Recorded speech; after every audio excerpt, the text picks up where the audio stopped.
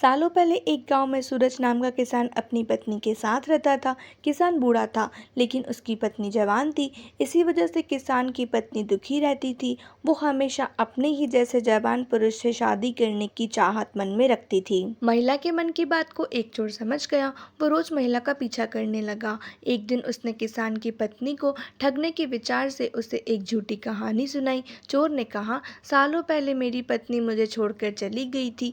अब मैं अकेला हूँ। मैं तुम्हारी सुंदरता पर मोहित हो गया हूँ और तुम्हें अपने साथ शहर ले जाना चाहता हूँ। स्त्री यह सुनते ही खुश हो गई। वो फटाफट बोली, ठीक है, मैं तुम्हारे साथ चलूंगी, लेकिन मेरे पति के पास बहुत धन है। पहले मैं उसे ले आती हूँ। उन पैसों से हम जीवन भर आराम से रहेंगे। यह सुनकर चोर ने कहा कि ठीक है, तुम जाओ और लौटकर इसी जगह आना। मैं तुम्हारा इंतजार करूंगा। स्त्री घर पहुंची तो देखा कि पति गहरी नींद में था। महिला ने सारे जेवर और नकदी को पोटली में बांधा और चोर के पास चली गई। किसान की पत्नी को आते देखकर चोर के मन में हुआ, अब मैं बहुत जल्दी धनवान बनने वाला हूँ।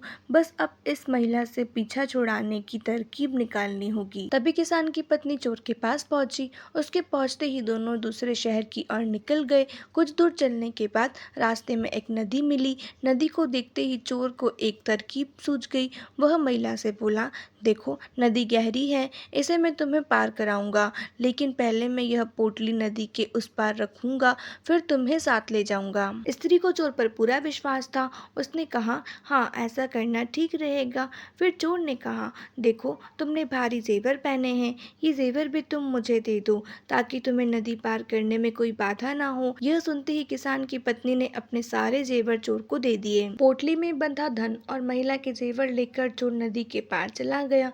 महिला उसके लौटने का इंतजार करती रही, लेकिन वो फिर कभी लौटकर नहीं आया। अब महिला को बहुत दुख हुआ और उसकी आंखों से आंसू बहने लगे, लेकिन पछतावे के लिए तब तक बहुत देर हो चुकी थी। उसका सारा पैसा और जेवर लेकर चोर जा चुका था। कहानी की सीख, धोखेबाजी का फल हमेशा बुरा ही होता है।